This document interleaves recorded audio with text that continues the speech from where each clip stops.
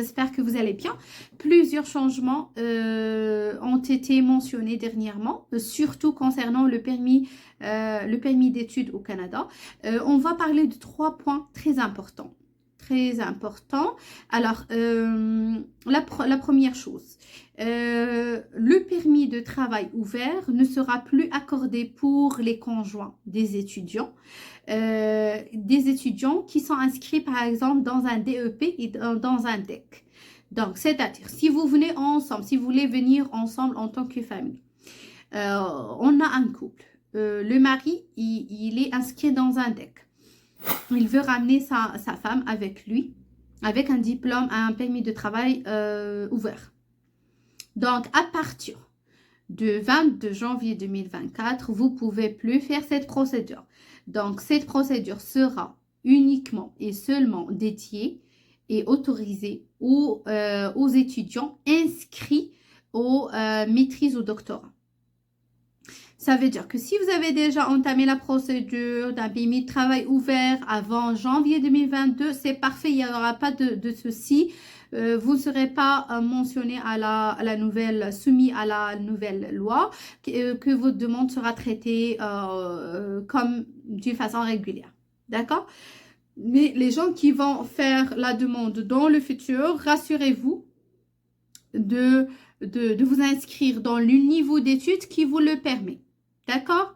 Qui vous permet justement de faire ce genre de demande. Et là, je précise, je parle du permis de travail ouvert pour les conjoints des étudiants. D'accord? Deuxième chose, les gens qui étudient au Québec, la nouvelle chose,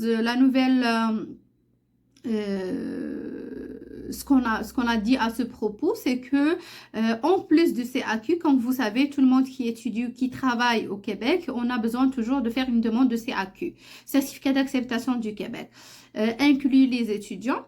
En plus de ce certificat d'acceptation du Québec, il y aura une autre attestation, ce qu'on appelle attestation de la province, que vous devez encore demander. Alors, cette attestation, comment ça se passe? Les détails et tout, on n'a pas encore de détails. Ça va venir vers mars 2024 pour savoir comment demander cette attestation, comment procéder, etc. Peut-être par la suite, je vais vous faire aussi une vidéo explicative là-dessus. Le troisième point, très important concernant les études au Canada, que dans les 2 ans qui vont venir, on a réduit le taux des étudiants qui seront admis au Canada. Et on a réduit vraiment à un taux qui est un effectif qui est vraiment restreint. Donc, le Canada, il va plus accepter un nombre très important des études. Ce qui fait, ça va être, chaque province, il aura un nombre limite des étudiants qui va l'accepter. Donc, ça va être à partir applicable de 2024 jusqu'à 2025. Sur ce, j'espère que j'étais claire sur les derniers changements. Restez connectés, je vais devoir vous informer aussi du reste des changements. C'était avec vous, Madame Tissam Rarnoug, du Bureau de l'immigration Basma de Montréal. Je vous souhaite bon courage à tout le monde. Merci.